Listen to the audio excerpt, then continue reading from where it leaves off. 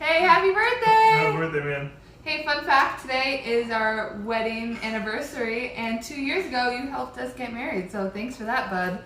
We miss you. Hope you guys are doing good on the farm. Hope Faith's being a good little farm dog. Without further ado, we're going to bring you a sourdough bread. We have our active sourdough starter here. So we're going to have 50 grams of active starter. We have a scale here in our bowl. Zero that out. And we're going to start with our 50 grams of starter. Louis, why don't you explain some things as we go? So when you put the starter in, you want to put your water in afterwards and kind of make sure that the starter and the water are mixed together so that they don't, so they mix better with the flour that you're going to put in there. So we're doing 350 grams of water added to our 50 grams of starter. And a scale really helps out. I don't really know what you do without the scale. We tried just at the eyeball beginning. it the best you can. At the beginning, we started using. We didn't have a scale, and so we would make it just by weight, or sorry, not weight, by measuring like a cup or whatever. And none of the recipes have really measured cups or ounces or anything like that. So you have to kind of convert everything. With clean hands, you're just going to mix together your starter and water until the starter is dissolved. Also, it's warm water, not cold. Not cold water. Warm water helps the yeast activate better in the flour. Cold water prevents the yeast from activating. So once that is all distributed, we're going to add 50 grams of bread flour. So we have started with, we've used regular flour. I guess we don't have the brand up here, but it's what's the Gold Stone? Gold Bond. It's Gold Bond. It's Gold Bond bread flour. Anger. It's horrible anger. So just get yourself some bread flour. It doesn't have to be organic. Louis does a mixture of bread flour and whole wheat. I just go for the bread flour. Wheat gives it it definitely gives it a better, more bread-like taste.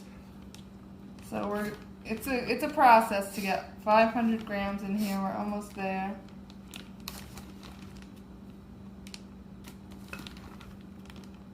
And after this, we're going to add 10 grams of salt.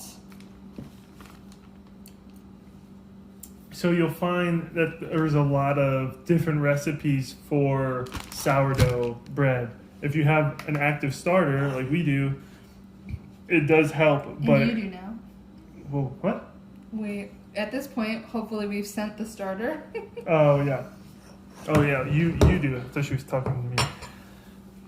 Anyway, there's a lot of different recipes, so you kind of just experiment with all the different recipes, and then you just figure it out from there. It's a lot of trial and error, and there's going to be a lot of failed breads. I'm still failing. Somehow, she doesn't even know what she's doing, and her breads are amazing every time. She's just following the recipe. Yeah, why don't you explain about some of this chemistry going on here, honey?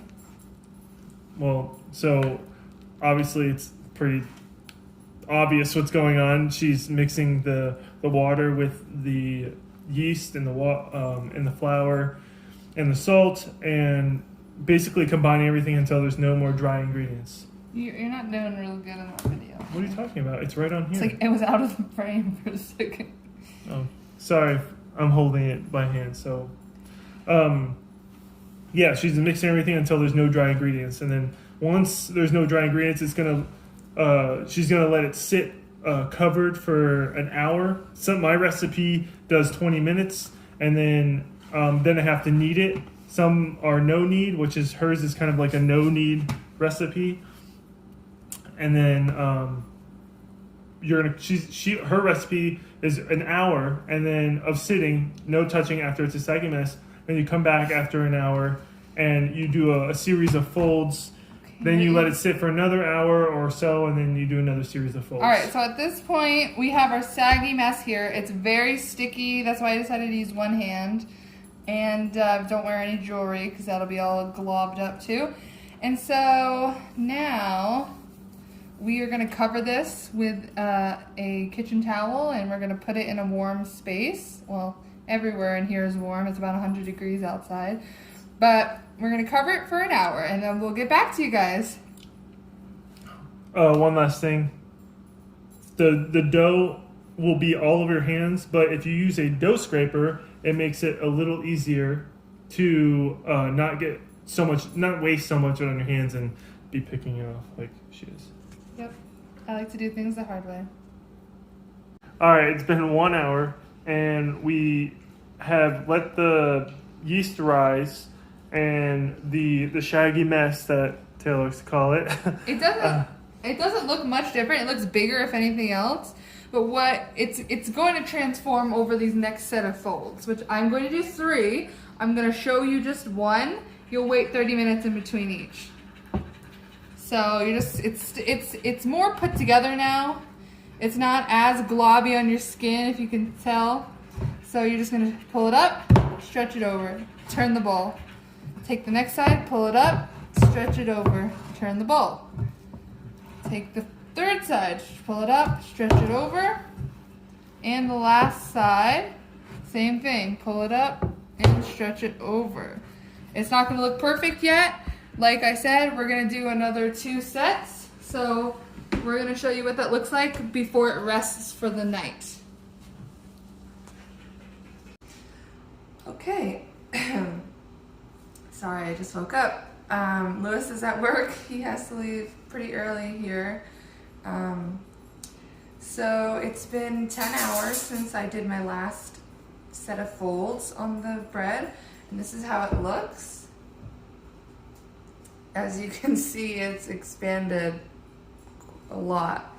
So the last thing for us to do is, well, not the last thing, but we're gonna shape it we're gonna just tighten it more by like pinching all the extra and twisting it underneath the bread. I'll show you how to do that. I'm gonna get some parchment paper.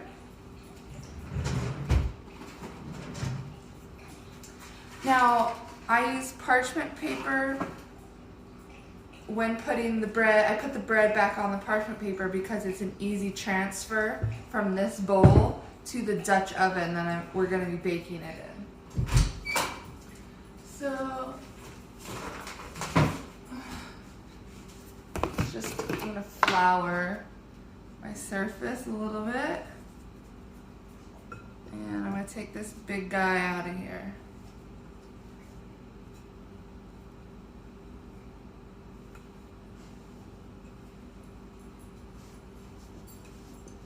Okay. So we got our bread here. So basically I'm just gonna pull it all to the middle here. Kind of like if you're putting a ponytail in your hair, getting all the hair in, and just tighten it. You can tell it's pretty tight here. It's smaller, and I'm just gonna twist that excess. Oops, I forgot to get my parchment paper ready.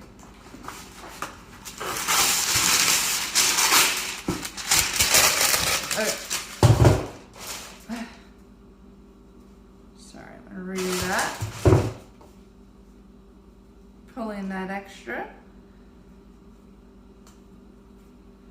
till it's pretty tight.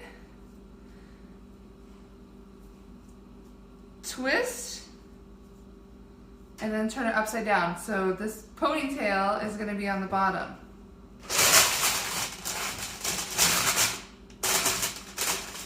Okay, so this is what it looks like sitting in the bowl with the parchment paper.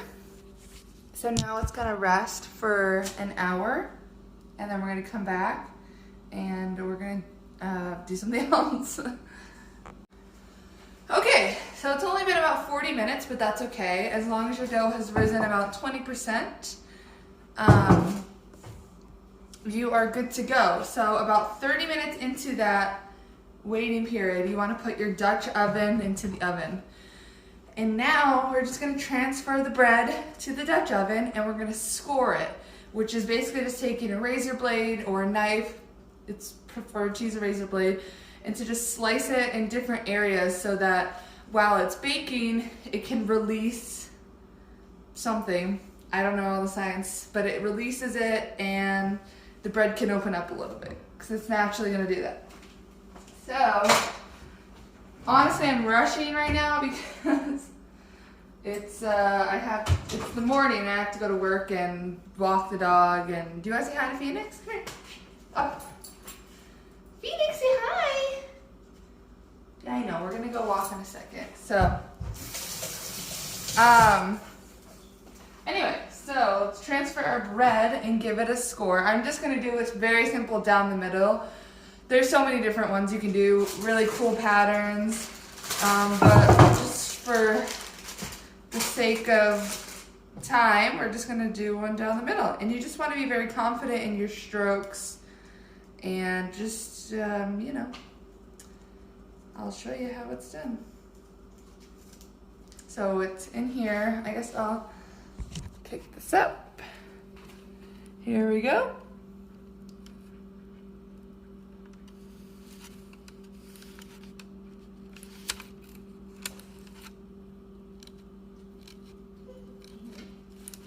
Okay, so that's our bread right now. We're gonna go ahead and put it in the oven for 20 minutes with the lid on, and then take the lid off and do the rest of the baking. Okay, so after the first 20 minutes with the lid on, I went ahead and took the lid off and it's been baking for 25 more minutes. Let me show you what it looks like.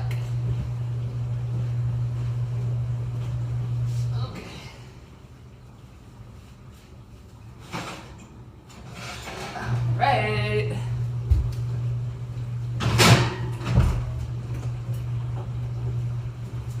Okay, so this is what our baby looks like.